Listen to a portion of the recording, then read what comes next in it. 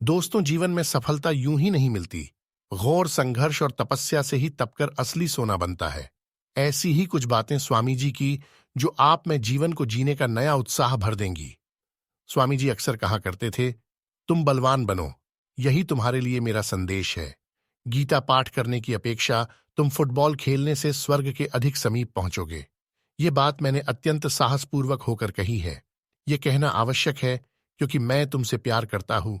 बलवान शरीर और मजबूत बाहों से गीता को अधिक समझ सकोगे। पढ़ने के लिए जरूरी है एकाग्रता। एकाग्रता के लिए जरूरी है ध्यान। ध्यान से ही हम इंद्रियों पर संयम रखकर एकाग्रता प्राप्त कर सकते हैं। जब तक मनुष्य के जीवन में सुख दुख नहीं आएगा, तब तक मनुष्य को यह एहसास कैसे होगा कि जीवन में क्या सही है और क्या गलत है।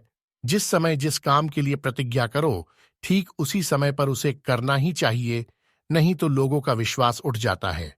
दुनिया एक महान व्यायामशाला है, जहां हम खुद को मजबूत बनाने के लिए आते हैं।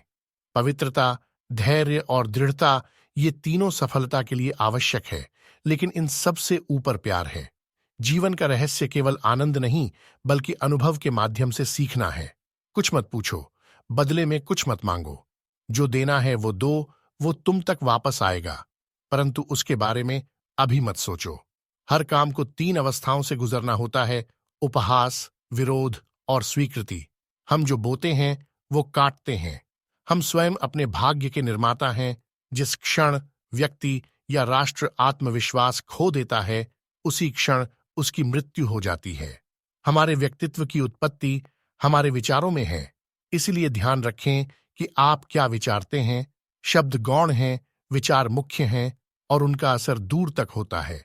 यह मत भूलो कि बुरे विचार और बुरे कार्य तुम्हें पतन की ओर ले जाते हैं। इसी तरह अच्छे कर्म व अच्छे विचार लाखों देवदूतों की तरह अनंत काल तक तुम्हारी रक्षा के लिए तत्पर हैं। दिल और दिमाग के टकराव में दिल की सुनो। जब तक जीना तब तक सीखना, क्योंकि अनुभव ही जगत में सर्वश्रेष्ठ शिक्षक है। एक अच्छे चरित्र का निर्माण हजारों ठोकरें खाने के बाद ही होता है। किसी की निंदा ना करें। अगर आप मदद के लिए हाथ बढ़ा सकते हैं तो जरूर बढ़ाएं।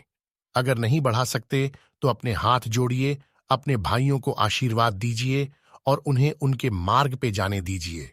बाहर की दुनिया बिल्कुल वैसी है जैसा कि हम अंदर से सोचते हैं। हमारे विचार ही चीजों को सुंदर और बदसूरत बनाते हैं। पूरा संसार हमारे अंदर समाया हुआ है, बस जरूरत है चीजों को सही रोशनी में रखकर देखने की।